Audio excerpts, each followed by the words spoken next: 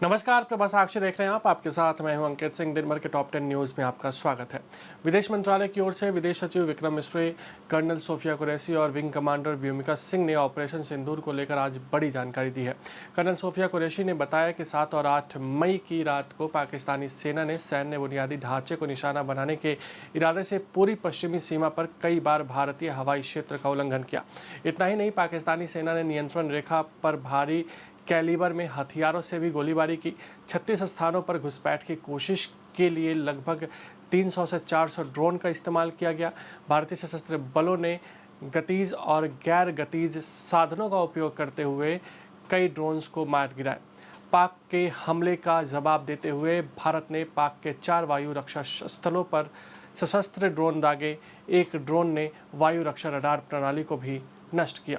प्रधानमंत्री नरेंद्र मोदी आज तीनों ही सेना प्रमुखों से मुलाकात की है। इससे पहले रक्षा मंत्री राजनाथ सिंह ने भी शीर्ष सैन्य नेतृत्व के साथ बैठक कर राष्ट्रीय सुरक्षा परिदृश्य की व्यापक समीक्षा की थी। यह समीक्षा भारतीय सैन्य प्रतिष्ठानों को निशाना बनाने की पाकिस्तान की कोशिशों को विफल किए जाने के एक दिन बाद की गई है। वहीं गृह मंत्री अमित शाह ने पाकिस्तान के साथ लगती भारत सीमा और देश के हवाई अड्डों पर मौजूदा स्थिति की शुक्रवार को समीक्षा की। केंद्रीय स्वास्थ्य मंत्री जेपी नड्डा ने भारत पाकिस्तान में जारी सैन्य संघर्ष के बीच देश के अस्पतालों के स्वास्थ्य प्रबंध की शुक्रवार को समीक्षा की। गुजरात सरकार ने शुक्रवार को राज्य भर में 15 मई तक सभी समारोहों और कार्यक्रमों में पटाखों और ड्रोन के इस्तेमाल पर प्रतिबंध लगा दिया है। गुजरात के गृह मंत्री हर्ष संघवी ने एक्स पर एक पोस्ट में लोगों से दिशा निर्देश का पालन करने का भी आग्रह किया। दिल्ली एयरपोर्ट पर हवाई यात्रा लगातार दूसरे दिन भी बाधित रही, क्योंकि भारत और पाकिस्तान के बीच बढ़ते तनाव के कारण हवाई क्षेत्र पर प्रतिबंधित जारी है, जिसके कारण कई उड़ानें रद्द और विलंबित हुई। जम्मू, पंजाब, गुजरात और राजस्थान के भारतीय शहरों पर पाकिस्तानी ड्रोन और मिसाइल हमले के बाद दोनों पड़ोसी देशों के बीच तनाव और बढ़ गया है। दिल्ली अंतर्राष्ट्रीय अड्डे पर पिछले 2 दिनों में 228 उड़ानें रद्द की गई है। भारत की बढ़ती सैन्य तैयारियों को दर्शाते हुए एक महत्वपूर्ण कदम उठाते हुए रक्षा मंत्रालय ने पाकिस्तान के साथ उत्तरी और पश्चिमी सीमा पर बढ़ते तनाव के बीच आवश्यक कर्तव्यों और तैनाती के लिए संपूर्ण प्रादेशिक सेना यानी कि टीए को जुटाने के लिए सेना प्रमुख की शक्तियों का विस्तार किया है। भारत और पाकिस्तान के मध्य बढ़ते तनाव के बीच अमेरिका ने कहा है कि वह ऐसे युद्ध में शामिल नहीं होगा जिससे उसका मूलतः कोई वास्ता नहीं है। अमेरिका के उपराष्ट्रपति जी डी वेंस ने बृहस्पतिवार को फॉक्स न्यूज़ से साक्षात्कार में कहा कि भारत और पाकिस्तान को अमेरिका नियंत्रित नहीं कर सकता, लेकिन वह परमाणु शक्ति संपन्न दोनों पड़ोसियों से तनाव कम करने की अपील जरूर कर सकता है।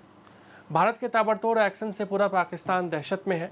पाकिस्तान के मंत्री भागे भागे अमेरिका के राजदूत के पास पहुंचे हैं। पाकिस्तान की तरफ से अमेरिका से गुहार लगाई जा रही है। 24 घंटे में पाकिस्तान के मंत्री ने अमेरिकी राजदूत से दूसरी बार मुलाकात की है। पाकिस्तान के मंत्री मोहसिन नकवी ने अमेरिकी राजदूत से मुलाकात की है। भारत और पाकिस्तान के मध्य जारी सैन्य संघर्ष के बीच विदेश मंत्री एस जयशंकर ने शुक्रवार को अपने ब्रिटिश समकक्ष डेविड लैमी से फ़ोन पर बातचीत की। उनसे कहा कि आतंकवाद के खिलाफ कतई बर्दाश्त न करने वाली नीति होनी चाहिए। जयशंकर लैमी की बातचीत नई दिल्ली और इस्लामाबाद के बीच तनातनी कम करने की भारत के रणनीतिक साझेदारी की कोशिशों की पृष्ठभूमि में हुई है। भारत और पाकिस्तान के बीच सैन्य तनाव लगातार बढ़ता जा रहा है। दोनों देशों के बीच वित्तीय बाजार में तीखी प्रतिक्रिया भी देखने को मिल रही है। वहीं पाकिस्तान स्टॉक एक्सचेंज में ऐतिहासिक गिरावट देखने को मिली है। पाकिस्तान स्टॉक एक्सचेंज में KSE 100 सूचकांक में अब तक का सबसे खराब स्तर पर पहुंच गया है। भारत और पाकिस्तान के बीच जारी सैन्य संघर्ष के मद्देनज़र दिल्ली सहित देश के तमाम राज्यों में अलर्ट जारी कर दिया गया है।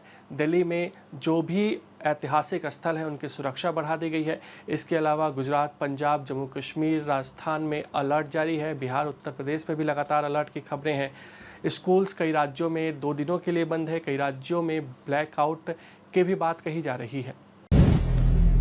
अगर आप भी लेना चाहते हैं देश दुनिया की तमाम जानकारी तो आज ही सब्सक्राइब करें हमारे चैनल को। साथ ही नीचे दिए बेल आइकन को जरूर दबाएं ताकि हर अपडेट आप तक पहुंच सके।